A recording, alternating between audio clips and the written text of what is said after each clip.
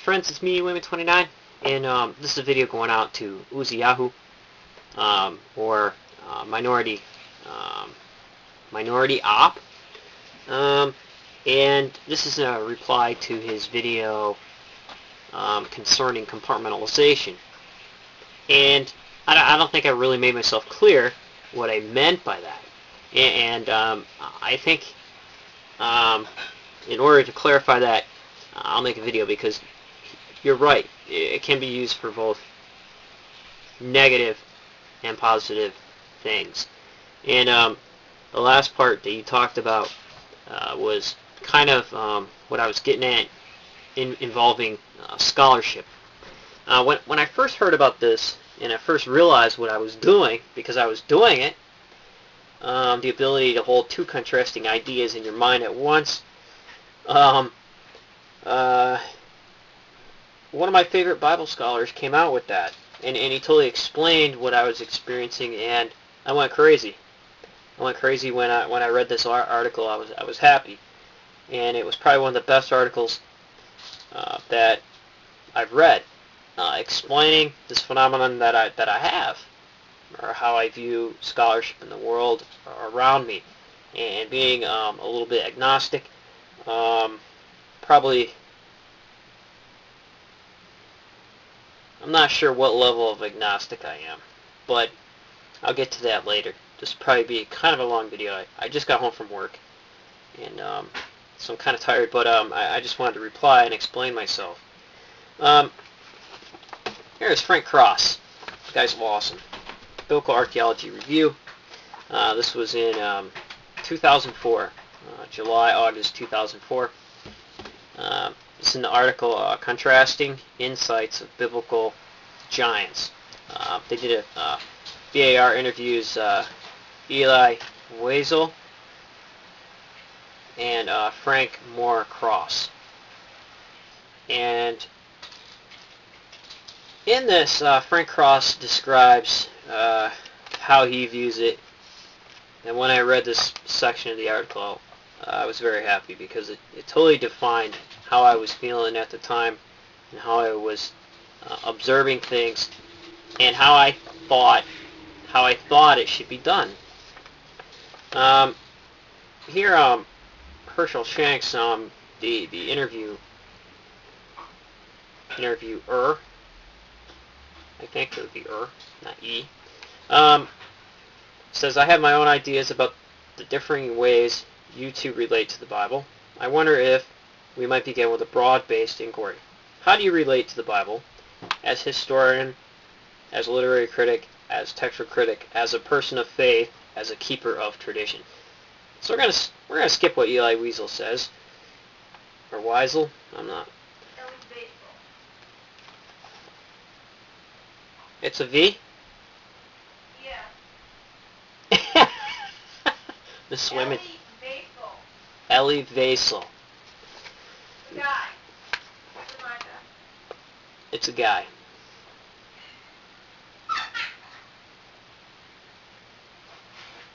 Nice. Thanks, Mrs. Wayman29, for the correct pronunciation. Very good. I know that in Old Hebrew the W's turned into V's. But anyways, what he's saying here is, I'll skip Vasel and go right to Frank Cross. This is what Frank Cross says. I think there's a certain schizophrenic aspect to my own relation to the Bible.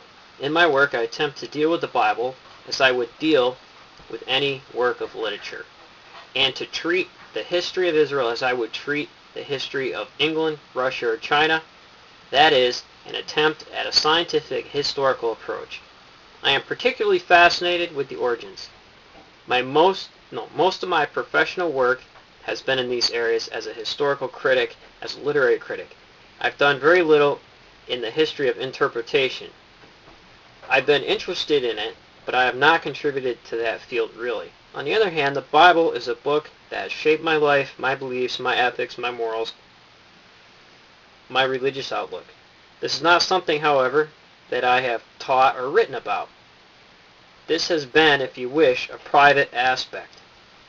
I've been on faculty in a university, and I have felt it was incumbent on me to deal with the Bible not as something I was attempting to convert people to, or to have them enter into my religious experience, but rather as an academic and scientific discipline. So I think that there are these two very different sides to my relationship to the Bible. One, my professional life. The other is a more private concern, interest, and fascination with the Bible. That's exactly what it is. And I think that when you're dealing with such things, if you're able to view it in such ways, understand that personal beliefs are private, can be. You can share them. You can try to include other people in those experiences, but no, maybe they will not be included in, and maybe they will not understand you, and maybe they will take it in a totally different way. So that's what I meant by compartmentalization. And if you didn't get what I said, you can rewind the video and listen to what I read again. Also, they had another great article. It was in BAR. This was in March, April 2007. It's how scholarship affects scholars and faith. I don't know if some of you can find this article. They had 4 people on, 4 people who remained in their belief systems, and 4 people whose scholarship led them to something else. They had Bart Ehrman, who is agnostic, which he had a lot of great comments. William Denver, James Strange, and Lawrence Schifferman. And one was a Baptist minister, and one switched faiths. I believe he was evangelical, switched to Judaism. But a lot of interesting stuff going on there. So that's what I meant by compartmentalization. I think thinking about it, I'm really fascinated by the literature personally. I see it as, I'm going to use the analogy of a baseball game. I love baseball. Using the analogy here for biblical literature compared to baseball. I love the sport. I love the history of the sport. I love biblical literature. I love the biblical history. I'm interested in religion and history of religion. I'm interested in the rules of the game, who's playing. I'm interested in how people play the game. I'm interested in how they play each other. I'm interested in who the good pitchers are. I'm interested in the stats. I'm interested in what the fans think about them. I'm interested in the fan clubs.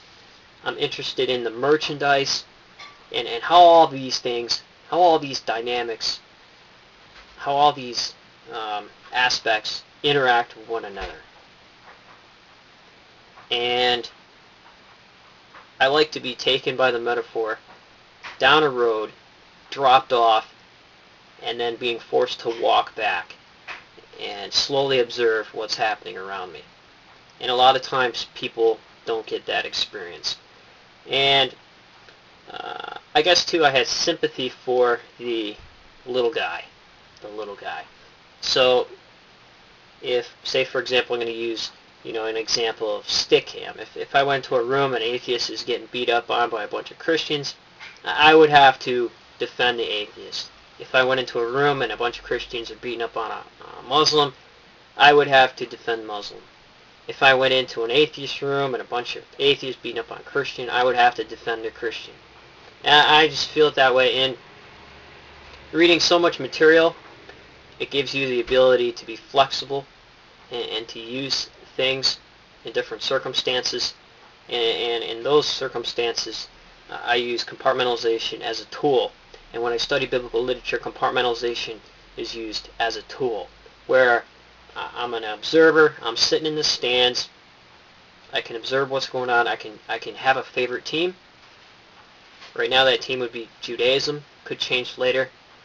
And I can choose to get up and leave if I want to.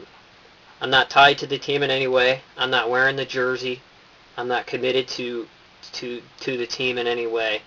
But I can still appreciate the game with my whole heart, and I can appreciate the history, which is very beautiful in a lot of these belief systems, and I'm very interested in the dynamics of the whole thing. So I guess personally, what I personally think, when I'm not, as Cross said, a more personal thing, is nobody's business really, which is fascinating. I very seldom talk about it, and I always view religion as being from the outside, looking in, and I love that perspective because I don't like being boxed in. I like pulling a bunch of different resources from many different places and using them as tools when I can. And wherever they may come from, I enjoy using them. Whether it's motifs, metaphors, archetypes, different kinds of literary devices, words, sayings. I really enjoy being able to look at the broader scope of things and pick out the things that appeal to me about it and that I'm fascinated with. And YouTube has allowed me to do that. I've saved hundreds of your videos, viewers that watch religion videos, and if I ever teach a class on it, I will definitely use videos as examples on how people interact, because to me YouTube is like a microcosm where people interact, and to me, for the most part, the community is large enough to where you can almost assume that that's happening in real life outside of here. And I've had some great conversations outside of YouTube about the dynamics of belief systems and religions and constructs and where they're going, how they interact with one another, because people, for the most part, will always be people no matter what belief system they're in, and they interact in different ways according to the rules of their games. And it's beautiful to see them interact, and that's why I get such joy out of it. Now I'm just meandering here, but that's what I meant by compartmentalization. And I realize that in a bunch of my videos, I've been kind of hard on evangelicals, but hang in there, hang in there. I still appreciate the history behind that too. It's just a kind of message that I was trying to get out, and I was looking to evoke some kind of response that were out there. So take care, friends, and remember, if everybody's thinking alike, then somebody isn't thinking.